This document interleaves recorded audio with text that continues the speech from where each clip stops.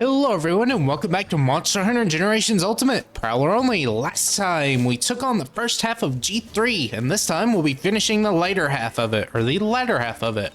First of all, we'll go ahead and meet our meal and then we'll go ahead and take our next quest.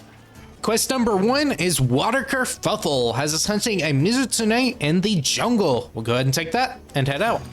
Alright, our buffs are up, and Mizutsune is a very feisty monster in G rank. It is still a fun fight, of course, because Mizutsune is almost always a fun fight, jumping all over the place and sliding around with its bubbles. But G rank version of this monster is very, very, very fun. Like, definitely one of its best iterations. I already get a head topple thanks to our cat, and we've got them before, but the head topples are notoriously... or not really notoriously, I'm having trouble finding my words, but they're pretty easy in G rank, especially for being a G rank quest. We're gonna wait out these bubbles and see what he's going to do next. Wait here, alright, here comes a flick, another flick. I believe that is a G rank combo, and then we can just punish him on the cooldown. Here comes just some bubble tosses. He'll do 3 into a final big combo. I believe he could do that before though. In high rank, that is nothing new. Just a good old combo that you can remember and punish him pretty hard afterwards. Couple of tosses here.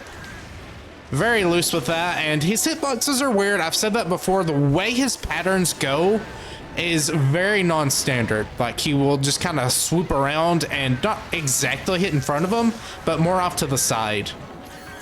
Keep going for the face here. The face is an amazing hitbox, or not hitbox. I'm really having trouble finding words today.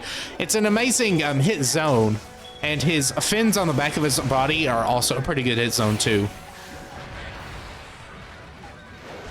Go ahead and dodge the tail slam there, and we'll go ahead and punish him. Getting up to a point where I think we can use some mega boomerangs. Wait and see what he does next. All right, good flinch. We'll go ahead and toss this out. He also has some pretty decent cooldowns, so definitely wait for a big combo to come out. He's just gonna roar here, so we can be able to get something out here while he is going into the next attack. Looks like he's going for another combo, so we'll wait for it. Got a little greedy there and did not press B quick enough, but that's fine. We just guarded it and we'll be able to throw another mega boomerang out. He always taunts after that combo, so again, make sure you take note of it. Little greedy there, hugging his hitbox, but again, he hits around, so it's not really going to go straight for you. You can kind of leverage that to your advantage. Dodge that tail sweep there. He does not combo it. You can usually tell if there's a continuation on the attack or not. Like this one here, he'll usually go back and forth. And he'll pretty much immediately turn around if he is going to continue it. Here comes some bubble tosses. We'll see who he does next. Okay, just a double bot. We'll be able to counter that. Here comes a tackle into another one. We're out of range of this one though, so we'll be able to counter his tail here and spin into it. There we go. We've got one big boomerang ready to go up. Wait for him to finish this. Okay, just one big bubble there. See what he does here. He's kind of just doing a weird reposition.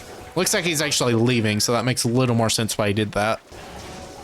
All right, there's a tail sweep into another one, and he'll finish the combo there. We'll keep throwing boomerangs at his tail here. As he turns around, we should hit the face if we charge that boomerang, but we did not.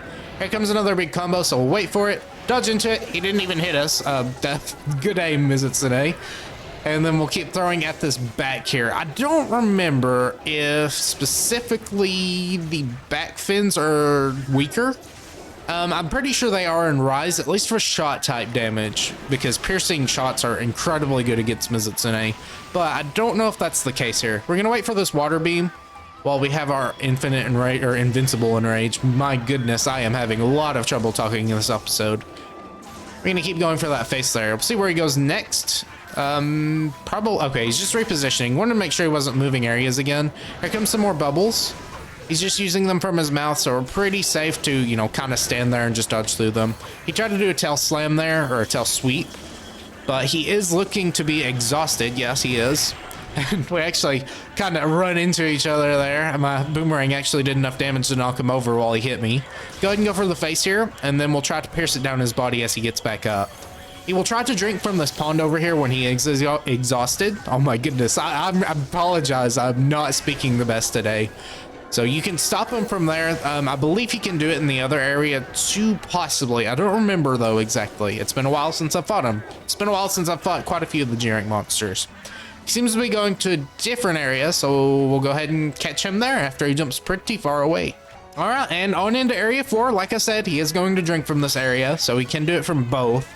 Well, I'm pretty sure he can do it from the other area. I've seen him do it before, but I don't know. I might be wrong on that and just be making up something in my head that's not too out of the ordinary. Just imagining things that I think could happen. We're gonna go ahead and just attack the face here.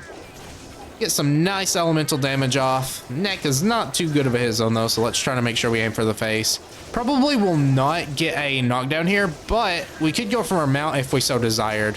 Not going to get that though, and he is probably going to go into enrage mode pretty soon here, actually. No, you don't. No, you don't, Mizu. That rarely you can just stagger someone out of the air if you do break their face or something like that. And it's especially rare to see on non-flying monsters. If they jump around a bunch, it is more common to see, but I did not expect that to happen there. All right, we'll see what he does next. He's repositioning for an attack, just kind of throwing bubbles out. Those bubbles are red, and I don't remember if this is a high rank thing, but the red bubbles give you attack up. If you can, well, you can't really tell here, because our cats are giving us demon horn buffs anyway. I believe it is the same as a demon horn buff, but it might be like a might seed buff, which are a little bit stronger, but they last less long. I'm sure you've seen the healing bubbles before, and I've talked about those, but I want to say this is actually a G rank thing, which is pretty nice to help your damage along if you are already having your cats buff you, especially as hunters. You know, some people like to put out cats. That's a stubble bot here. Try to reposition to a good spot and go under him. Good. Here comes another one. We'll just dodge, and he will hit us that time, so we'll be able to adapt it. Throw a couple of boomerangs here. Throw one more out. See what he's going to do. Into the double bite. I pressed way too late there and did get hit, but we're not taking that much damage at all because we have Palico Rally and Armor Horn. So we're doing pretty good there. He did a tail sweep, so pretty fun to just dodge that. Go ahead and go for big boomerangs here. Here comes the combo once again. Remember, it's one big one and then 3 small ones into a big jump. Of course, I'm having weird timing issues where I'm not pressing the button quick enough. I've been playing another action game recently, so I might be confusing my timings with that, where the evade window is much larger. Go ahead and throw a couple of boomerangs out here, see what he does next. All right, looks like he's just going back into enrage, so we'll go ahead and dodge that, throw a mega boomerang out, be able to get some nice damage off at the very least before he does another combo here, so that's pretty good. Dodge into that, finally getting the correct timing there, and then we'll be able to, cut the tail off with the first mega boomerang. That'll give him enough downtime to where we can hit him with the second. Did not quite get a flinch from that, unfortunately, so we did not get anything, and we did get hit by Bubble Blight. We do have non-stick fur, which makes it so that we will break out of that faster. Not really my intention. I believe I had it for some monster, not Barryoth, or at least I wouldn't intentionally put it on for Barryoth. He can turn you into a snowman, but I don't think that's why I had it on there. Not really sure why I had it on there. Either way, that's not really too important right now. Throw a couple more boomerangs here. We do need to apply our piercing boomerangs, so we'll go ahead, just dodge around here. Wait for him to finish that attack, throw a boomerang out at him, and we will get a nice flinch. Go for those back fins. See if we can't. There we go. Nice. I believe we've already broken the head, though, so nothing we need to worry about. A couple of boomerangs at the face. Looks like he's going for another combo. And he actually completely missed us. I don't know what the tracking on that attack is for. I'm used to the Raj tracking where it is like almost immediate. In this game, it seems to be a little bit more skewed. So thankfully he is limping away though, and we're maybe not gonna kill him. I don't know, we'll see. Get another flinch on him, so that's nice. We might actually be able to kill him before he actually leaves the area. If we could, that would be absolutely great. He's getting quite a few flinches. Or we're getting quite a few flinches. He's taking quite a few flinches. Probably not going to get him though in time, but that's fine. We'll go ahead and meet him where he sleeps after we carve this nice tail. All right, in the final area, we'll see what he does here before we actually start throwing out some attacks. We just guarded the dash there, which didn't really look like a dash, but it was, and then he did a tail flip on us. Go ahead and see what happens next. Combo there. See what happens now. All right, good. Throw a couple of boomerangs. Won't be hit by the roar because we do have our Feline Fury active, so that's pretty nice. He's gonna do some attacks here, so we'll wait out that combo and maybe, just maybe, be able to get this mega boomerang out. Hopefully he looks at us. He's just gonna taunt, which, like I said before, he always does it after that attack, so I could have thrown that at the face. Do get another knockdown too, which is pretty nice. keep throwing our boomerangs at the face here. And there we go. Mizutsune is down. Not terrible at all. Just a really fun fight. No, doesn't overstay its welcome. Either way, I'll carve him up and meet you back at base. All right, back in the hub, we'll go ahead and make that Mizutsune weapon. It's going to be very, very nice. The Crimson Sky Parasol. Melee ability is 176, and the boomerang ability is the exact same, coming with 26 water on boomerang and 36 water on melee. Pretty nice for both sides. Went ahead and changed out our critical up small for critical up large to notice that it does have 10% affinity, since critical up large adds 20% affinity and we don't have any other affinity boosting skills. So yeah, pretty decent weapon all the way around. Now when you do get to the hyper monsters, the Mizutsune Parasol XR, I believe, is going to be your best water melee weapon. There is another one for the Mizutsune Deviant, and that's the one that the boomerang prowlers will use for the Deviant boost. But for now, this is a pretty good water weapon until we actually get access to those. Armor is nothing special, just the same as Glavenus with some special resistances. Either way, we'll go ahead and head up and take our next quest. All right, our next hunt for the day is a certain Gravitas. Has us hunting a Gravios in the Volcanic Hollow. All right, buffs are up in Gravios. We remember this guy. Very large, very slow, and very powerful.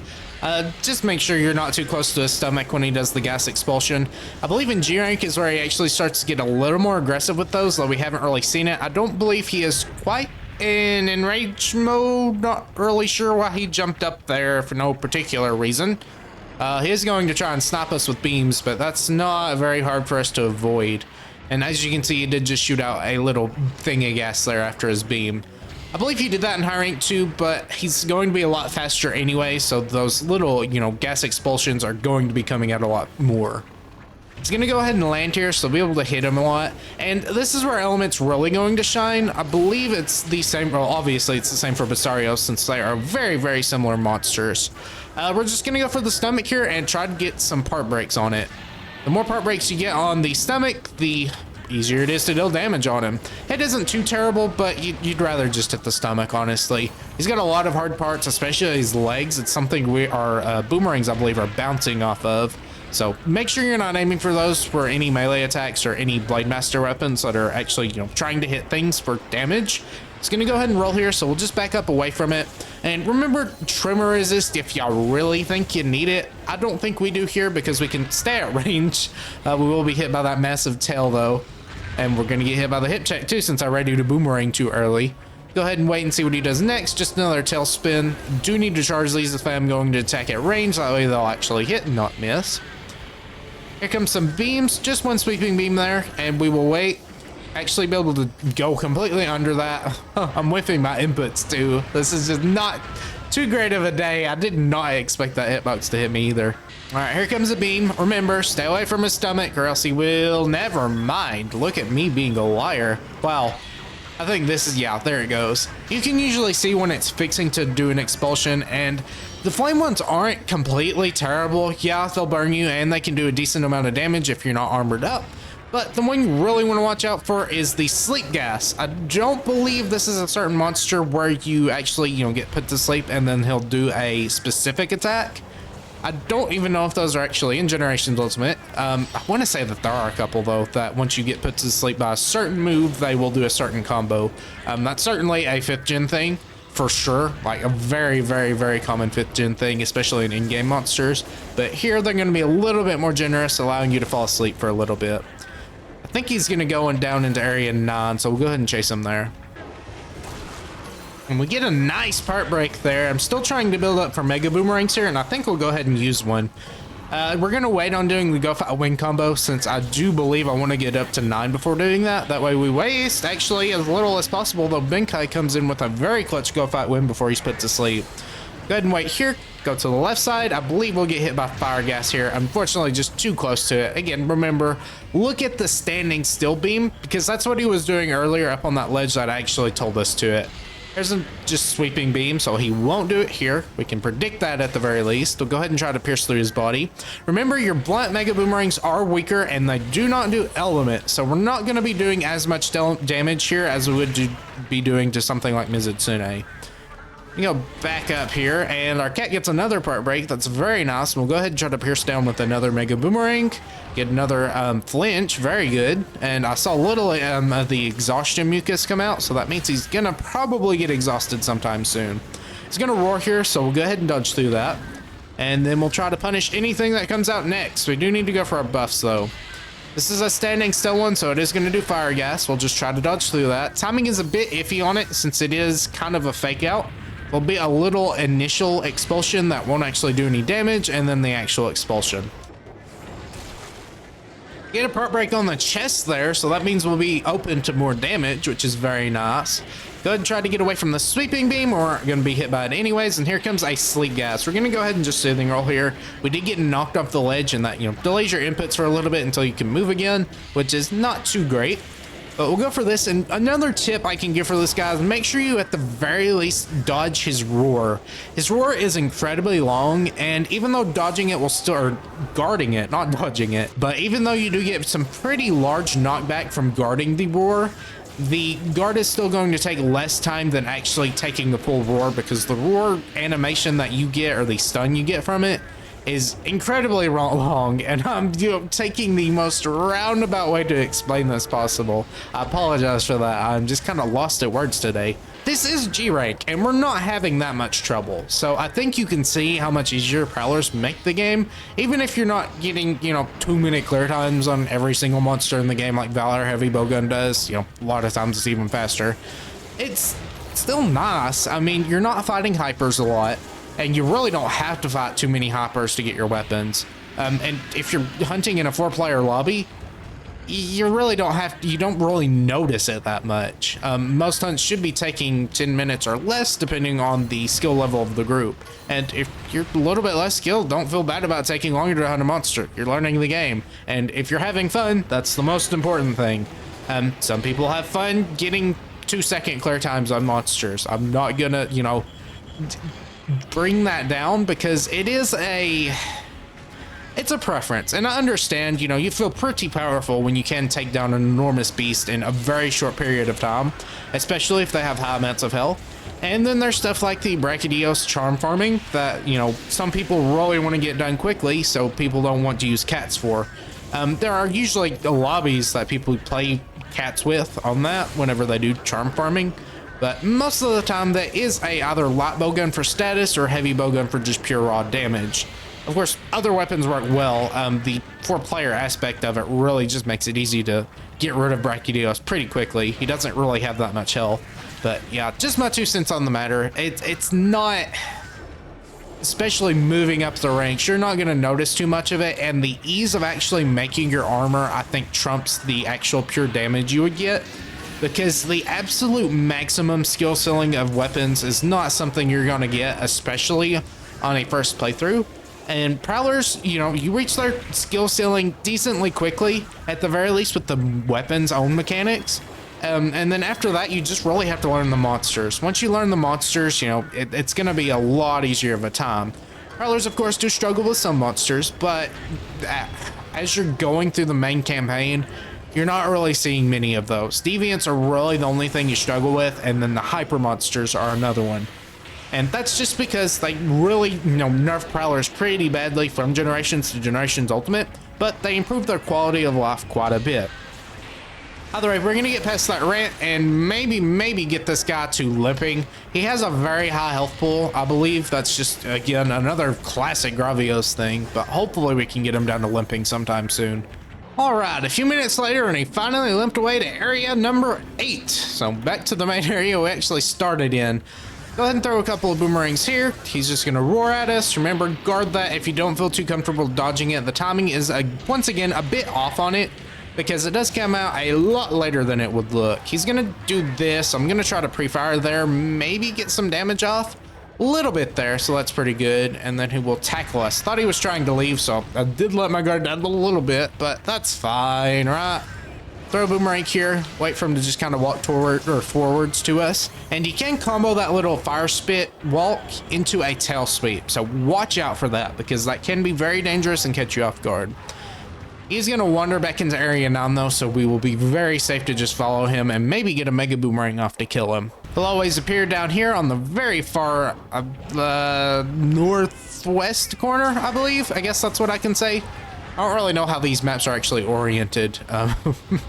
Whether they're actually, you know, compass facing or whatnot, but either way, get a couple of boomerangs off here. We'll dodge into this tackle. Very, very, very simple attack as long as you're not in the middle of a boomerang. A couple more. Here comes a regular beam, not a sweeping beam, so we'll be able to actually hit his face here. Face is taking decent damage now that we've broken the horn, which is pretty nice. We get another flinch on him too. We broke the stomach a second time. I believe they actually call it the chest here. But yeah, either way, there's Bizarrios. I didn't really want to show too much of this fight because it is just kind of us attacking a big, massive health tank. Either way, I'll cover him up and meet you back at base. All right, back to the bottom of the hub. We'll go ahead and look at that Gravios weapon. Nothing too special. Gonna have negative affinity or 0% affinity since we do have plus 20. 225 boomerang attack. Not terrible, but blue sharpness, which again, not the complete end of the world. But I do believe the Nova Slice whiskers are just going to be better. The white sharpness is very nice. But I don't know. It really depends on what you feel. Do you really think the element is going to be worth losing the sharpness and affinity? Because that affinity drop is pretty sharp. Negative 20. It's fixing to say 30 because I was thinking of the Crimson Sky parasol that we were just using. But it is quite a bit extra raw. So really up to you. I don't think either way it's going to matter because there are going to be some better, you know, fire weapons coming up. And I don't know, the stats are high enough to where it might be similar. The only thing is losing that affinity is going to be pretty harsh because you lose actually 30 compared to the Nova Slice whiskers just because it does have that extra 10% affinity. So up to you, but I'm going to just keep using Glavenus weapon because it's pretty easy to use. Speaking of the Glavenus weapon, we went ahead and equipped that because our next quest and final quest for G3 is called Ice Recovery, as it's hunting a Gammoth in the Frozen Seaway. All right, buffs are out then. Gammoth. Oh boy, another HP sponge right next to the other one. Gammoth isn't as bad. She has a very, very, very weak spot on her trunk. So very nice to aim for, and it is also weak to fire. Another reason you might want to use the Nova Slice whiskers over the Gravios bazooka is because it does have the stronger Mega Boomerang variant. And since you can't use element for your Mega Boomerangs anyway, that cutting modifier is going to be a bit better. Though the Gravios Boomerang does have a little bit more raw, quite a bit more actually. Either way, we know Gammoth covers herself in ice. You can use the fire element to break it off. Once you do break these snow quads off, she does have a slight weakness to thunder, I believe, and I believe it is stronger on everything once the snow is broken off, except for the face and the trunk. Probably wrong on that though. I can recall things very incorrectly as we've seen today. Nice flinch there. We're going to keep going for that trunk though, since the trunk is the prime spot for damage.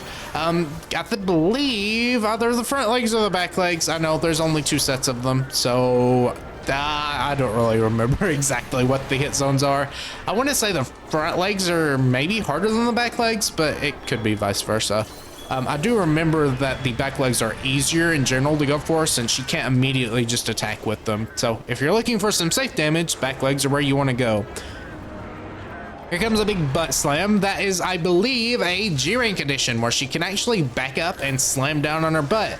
That is a very tricky attack because you are so used to the tail by now probably of her just slamming frontwards like this, that you don't really expect her to slam backwards. This is what Elderfrost does too, and it is very deadly there because Elderfrost is incredibly strong. There's a triple snowball spit. We are completely out of the range of that attack though, so we're very fine.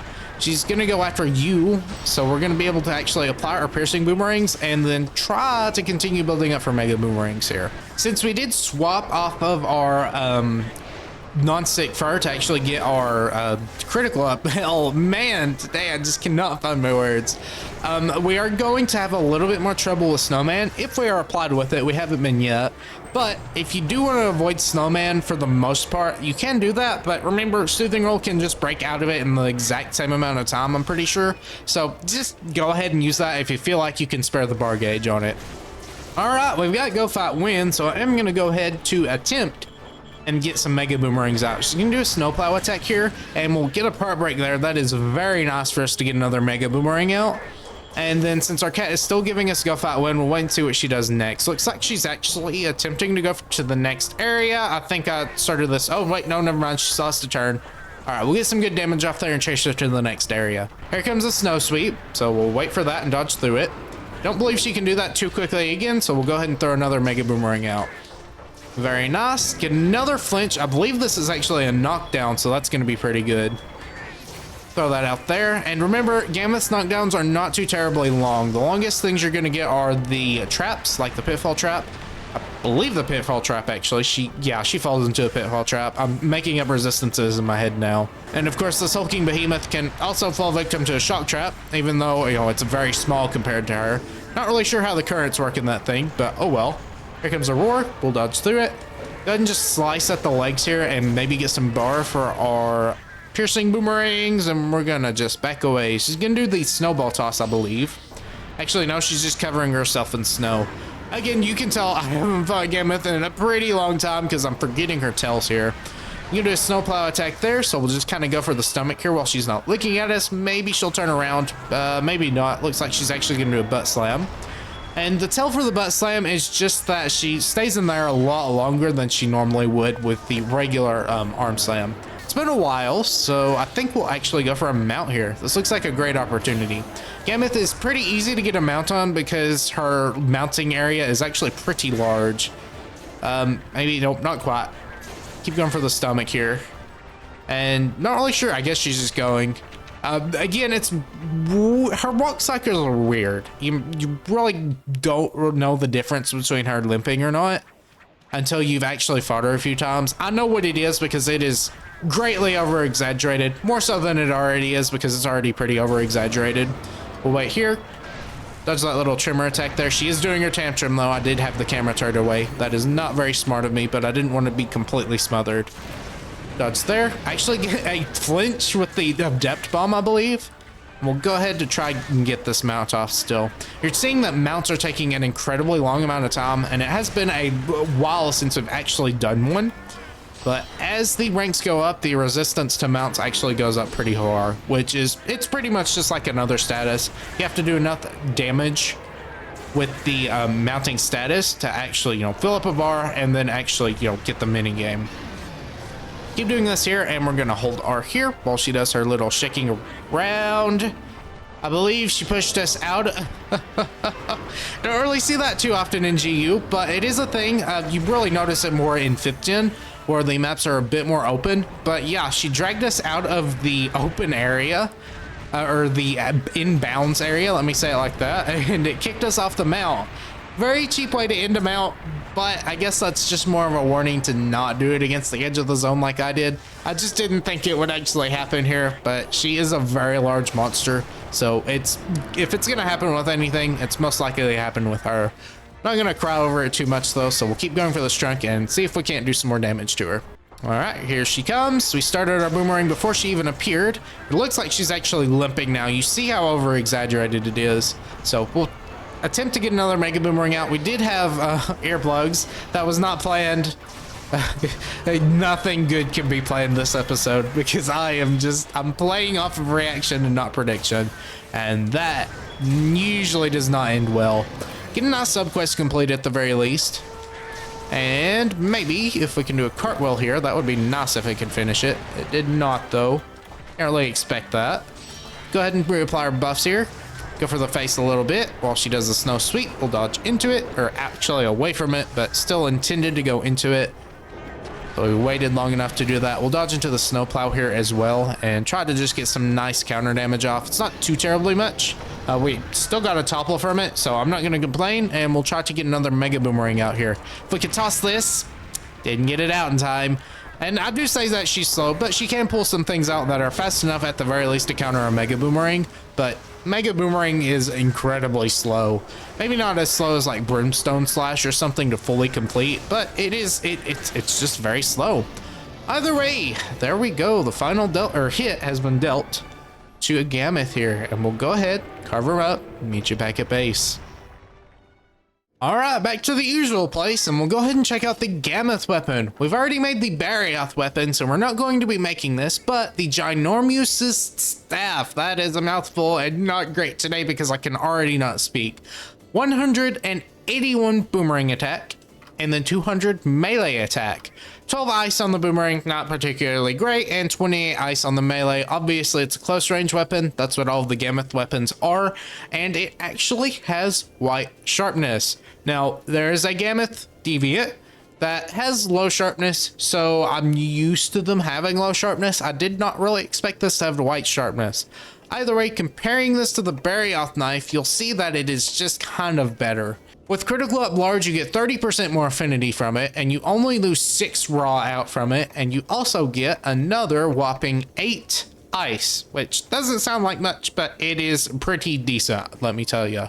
Now, obviously, we're comparing a balanced weapon to a close range weapon, where the ice is a little bit more similar on the physical side, but the raw is actually quite a bit lower on the Barioth knife. This is up to you if you are using a melee cat. I prefer the Barioth knife because it is just, you know, better for boomerangs. I don't really know even if it's worth it for the Ginormous staff. I don't know why I was trying to say that again. But yeah, up to you if you want to use it for melee cats, but for now, the Barioth Knife X is best for your boomerang cats. All right, and one more thing to mention, we're not going to talk to the pub master today. Instead, we're going to go ahead and look at our special permit quests. As you can see, some of them have been uncompleted, and that is because we have G-rank deviant quests, and I have been talking about them this episode, but the new Fated 4 monsters have, or not the new Fated 4, they're not new, but they have new deviants. Hellblade already had one in Generations, but in Generations Ultimate, they introduced Solseer Mizutsune, Bolt Reaver Astalos, and Elderfrost Gammoth. We're going to wait until after we finish the final boss to do these because they are incredibly difficult, especially at G5, and there's an extra special quest once you reach HR 100, which I'll get into later. But until then, just know that they're here waiting for us whenever we do so desire to challenge them. Either way, that's it for today. Hope you enjoyed. If you did, please consider leaving a comment below and maybe even consider subscribing. Next time, we'll be taking on our final G3 quest. Technically, it's a G4 quest, but it is our urgent quest into G4. Either way, I'll see you next time. Bye.